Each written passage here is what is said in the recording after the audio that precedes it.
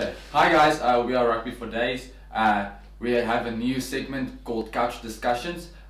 We just watched the Aotearoa Highlanders and Chiefs game, and we're here to talk about what we think about the game, what went on in the game, and some new rules that came into effect. So we're here just to discuss things, and we have Stefandre and Daniel here.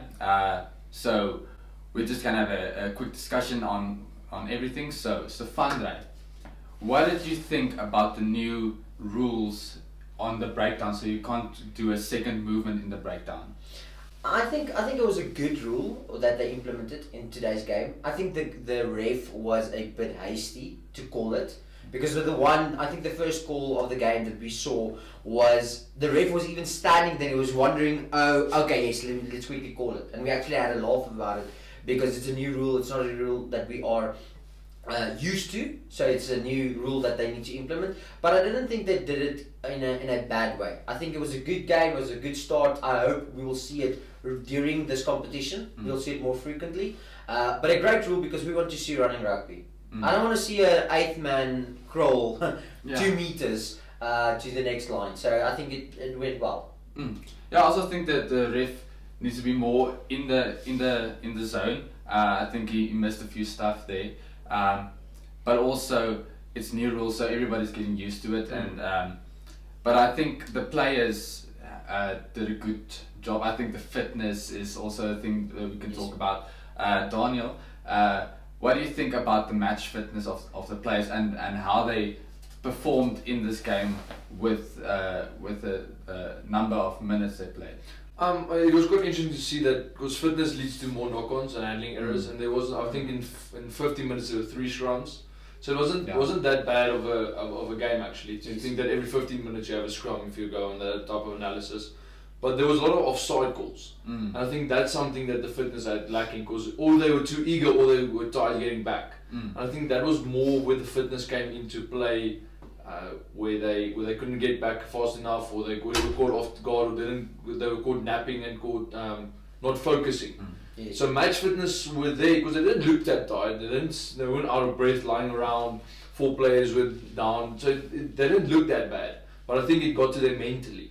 So maybe just a bit match fitness and to work on. Yeah. And I also just think we saw a lot of like half injuries in the game. Yes. Which is suspected because it's been a few months now since they had the real contact and everything.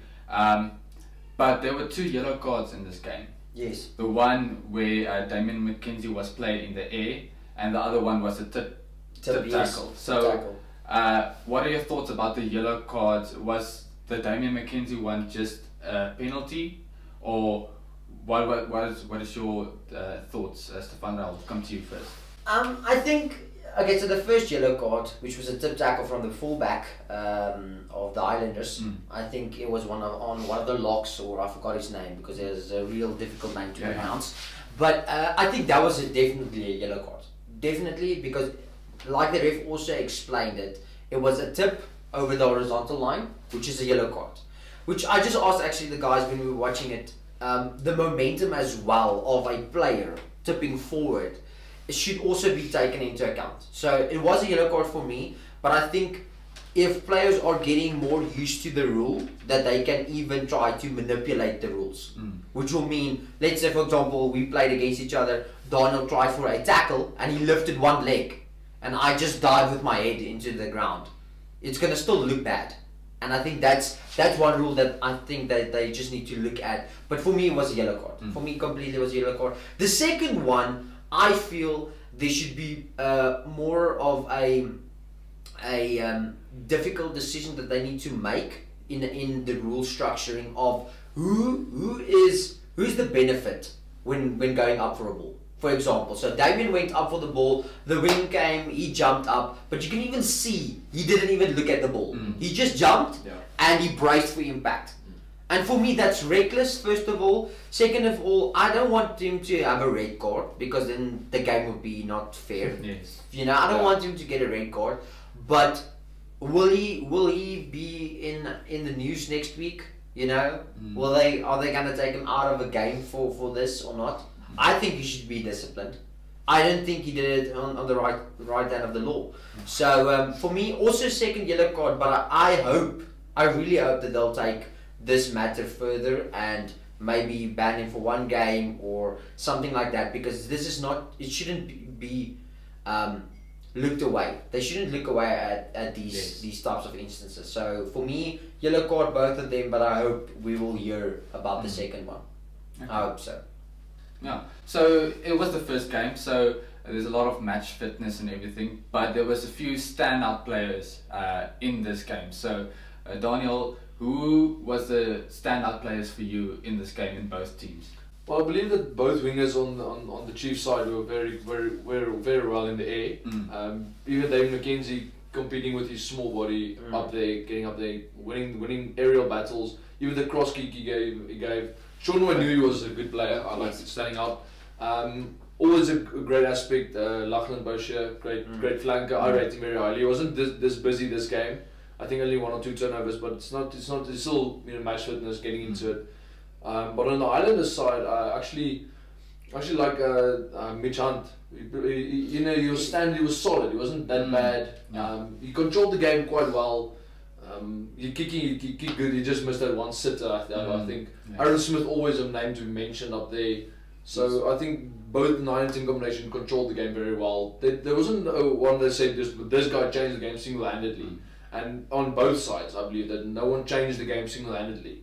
And it's weird to see that from a New Zealand side, because usually Damon McKenzie will just be the standout player, or we had Naholo a couple of years ago who just was the standout player in a game. So I don't think there was someone that said, like, put his hand up and said, I'm the best player now, which will probably develop in the weeks to come. So, but a couple of good players, a couple of good movements. So yes. Yes, I also think the wingers did a good job this game. McKenzie always a standout. That cross kick was pinpoint in the hands.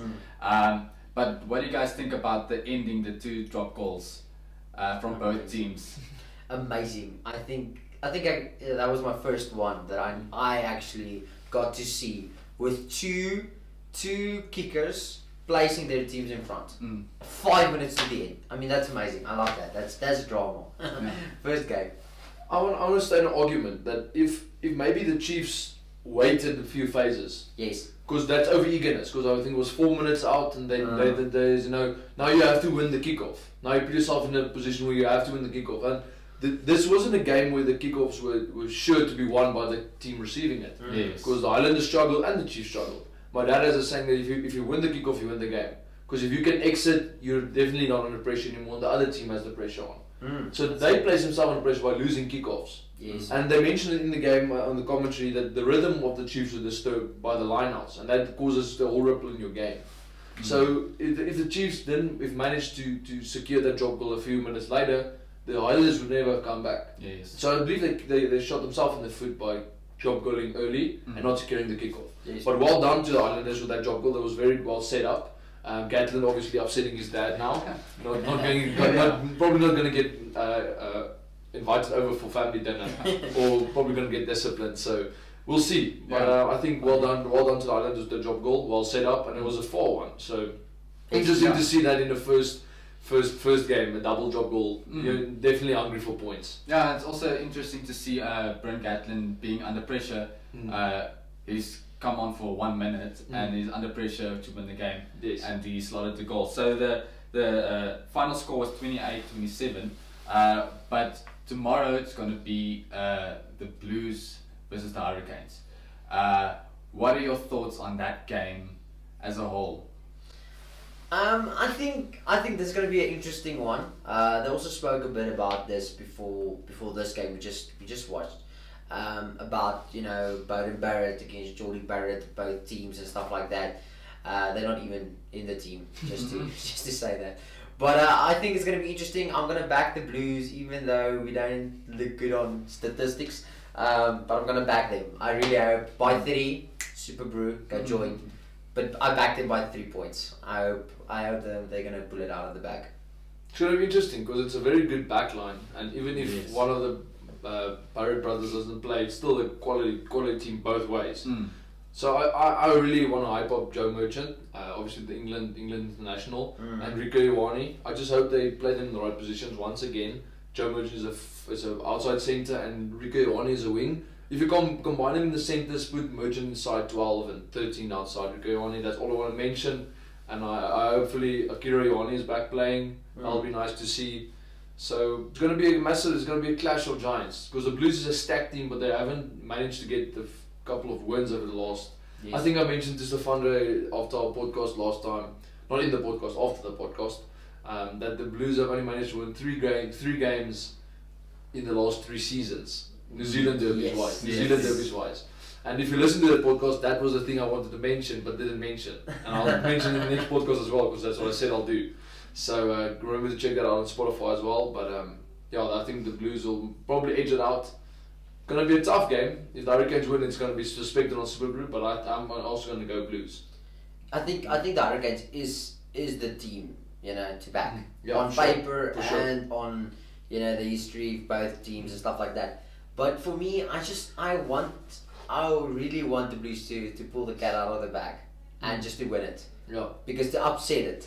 And I think this will be also a kicking game. Not that I think we saw a kicking game with this one the whole time. I don't think it was, running rugby. It wasn't boring, yes.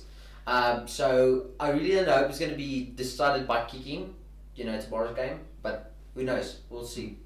So let's just quickly look at the teams for tomorrow. The Blues, wow, it's quite a good pack. The forwards, Alex Hodgman, James Parsons, Ofa Tuangafasi, Patrick Tuipulotu, Josh Goodhue, Tom Robinson with the red hair, Blake Gibson, and Hoskins Sotutu. That's a good pack for me. It's a lot of strength, good handling skills. So with that being said, the Hurricanes, Fraser Armstrong, Dane Coles, Darryl Lomax, James Blackwell, Scott Scrafton, Reed Prinsep, Duplessis Karifi, which I rate as one of the next All Blacks, and Gareth Evans. So that's the 2 forward packs. What do you think about the forward packs in strength and in skill, Daniel? Well, I'm not a big fan of Duplessis Karifi. Like I don't think he's not a bad player, but I rate Luke Joe Gibson from the Islanders more, or from the Chiefs more. He was called up to the Rugby World Cup and obviously got injured beforehand. Yes. And he's only 23 years old, and I believe he's bigger, physical, and might not be faster than Duplessis, but obviously that's a big aspect to change. But definitely, I think the Blues outweigh the Hurricanes here, not by weight, but I mean with quality. Yes, it's much more experienced campaigners. I think it's much more a unity that fits, and it just works for them. And I believe that in the past, the Blues are let down with their backline, and hopefully that changes because their forwards are always good. I'm thinking about Stephen Luatua way back. He was always there, and they were dominant in the forward pack, but never converting in the back. Yes. So I believe they're just building on what they're good at, and just getting a great platform from the start. So I call the Blues to dominate with the forwards tomorrow. Okay. And you think the scrums, will we see more scrums, you think? Because with this game we didn't see a lot. You see 3 scrums. So do you think if there's no scrums, the forward pack will have such a big dominance for the Blues, or do you think more it will go to the backs, Stefandre? I think with the Blues, they have a dominant forward pack, and I agree exactly what Daniel said about that. But most of all, I know we always say it's a prop. He's gonna have a knock on or maybe a lock because he's not in position. But we can't factor out that the backline also do knock-ons. They also have knock-ons. Yes. They have bad days. They can't pass. I'm not gonna hint to players today. But and then the forward pack needs to come and rectify that mistake. So I think, with that being said, if we don't see a lot of scrums, then first of all, hopefully there's not enough knock-ons. There's less knock-ons than normal. But I think with the scrums, I'm backing the Blues. I think the Blues will have a better scrum back and a better way of getting themselves out there. But what Daniel said is so on point, because the forward back for for the Blues have been always strong. I mean, I think of Jerome Kainer, who basically was the Blues for a long while, and dominant players in the front back. I'm a big Patrick Tuipulotu. I think it's Tuipulotu fan. Again, I'm actually thinking he should be the captain of the New Zealand All Blacks. That was my point of view from the start. But the back line needs to gel. Yes. Both teams, they need to gel if you want to see a good running rugby game, and hopefully not a lot of knock-ons. I want to add to that, because I think in spite of, I wasn't thinking about scrum dominance. I was mentioning open play, and I believe that the Hurricanes have a good team, have a good side. With Aotearoa not playing, you definitely have you lose an edge. Yes. So the Blues will have to take advantage of that. And I actually think they'll win it in the open play, and I think they have the upper hand in the scrums as well. Now that you mention it, yes. So let's go quickly to the back line. The Blues, they have Sam Knock on 9, Aotearoa Black, Caleb Clark, TJ Fahane, Ricky Ioane. Ricky Ioane is actually on 13. Mark Talia and Bowden Barrett at fullback. Versus the Hurricanes with names like TJ Perenara, Jackson Gordon-Basham, Ben Lamb, and Ngani Laumapi, Vince Arcel, Wes Goosen, and Chase Tiatia. That's big names and a unit that has already played together. So, with being said, the backline is going to be a good competition, especially with Ioane on 13 versus the likes of Laumapi and Vince Arcel, two big guys. Yes. So, Daniel, what do you think about the backline, especially with Aotearoa Black being at 10 and Bowden at 15? Why not bring someone like Matt Duffy, who's on the bench, up to 15, and Bowden being at 10, his normal position? I think it's once again what we discussed in the World Cup. What they want to do with Barrett, and I think it was Richie Moanga, I'd fly off back then, and he break for the Crusaders, but you know, Barrett can pop up anyway. Yes. And I think they're putting too much pressure on Barrett with this, because yes, he's a great player and an outstanding player, can make anything, can make something out of nothing. Yes. But I think they're overhyping him for the match such as this, for this quality, because the Hurricanes know how he plays and what he wants, how he's going to do it and what he's going to do. And I believe more so someone like Perenara and Laumapi, who've been his inside and outside for so long, will actually read what they're doing and how they're going to do it. So it's a tactical move that they've moved Laumapi out and Vince also to inside centre, because it is two big oaks. And Aotearoa Black isn't the biggest on defending, because he's not a bad defender, but he's not the biggest guy on it. So he's a solid guy, but probably what's going to happen is Oz is going to break the line and Laumapi one-on-one with Barrett, and that's not what you want. But definitely, I think Barrett with 15, it's not a bad decision. I would have liked to see him at 10, obviously, but I think they're giving him too much hype for this. He's going to change the whole Blues side. He's going to definitely need to fit into the team dynamic, and that's going to win the game, because the Hurricanes is not a one-man team. It's not Laumapi going to beat the Blues tomorrow. So the Hurricanes going to be with Perenara controlling the game, with Gordon Bishop the fly-off. He's not the experienced guy, but if he has experience around him, he can look good. Yes. So does Barrett have the same mentality or the same dynamic in the Blues side? It's going to be the question. Okay. Good question. Stefan Ray, we look at the Hurricanes, it's just big names in that back line. How do you think the Blues will have to defend that back line with the likes of Ben Lamb and Laumapi and also all those big guys running straight lines? How do you think the Blues will have to get information to stop this attack? This freight train. So I think I've never been a big Lamb fan, Ben Lamb, but he's a big guy. He's quick. And he's quick. But I mean, I think Laumapi is such a more all-round player than Lamb. Not playing the same position, as I'm not going to compare them with each other. But I think with these big guys running at them, you have to go back to the first rule of defending in rugby. So don't tackle on the mouth, tackle at the ankles. You know, don't do that. Don't be stupid. Don't take them head on. You know, not give them space, because you don't want to give them space, but go below, go to the hip, go for the knees, go for the ankles. Don't do that. Don't go for the head and stuff like that, your upper body strength. And then the second part is, I think it's going to test Ioane's tackling capability so much. Is defensive capability in the unit of the Blues. Because if I think about Ioane, I just think of try scoring. Yes. That's all. I can't even give you a good tackle he made on a previous team, because he's on the wing. So we see them on the wing, but you know, you always have an outside centre, you know, going to the wing, trying to hug the wing so that there's not space. So I think that's going to be interesting, and to see the likes of Luamape maybe running on Ioane. Yes. I think that's going to be interesting. So I actually don't have an exact answer to your question. I think that they need to go look at tape, go look at back plays, how Luamape runs his lines and what he does to create space for his outside centre, because I think he's going to try to mismatch to Ioane and maybe exploit that as a weakness in their backline. Because I don't know if Ioane played in school level on 30, but I only know on 11. So that's going to be interesting, very interesting. Yeah, and it's also Bowden Barrett also knows what type of plays the Hurricanes tend to do with Luamape and Ben Lamb. Ben Lamb is for me more like a Jonah Lomu.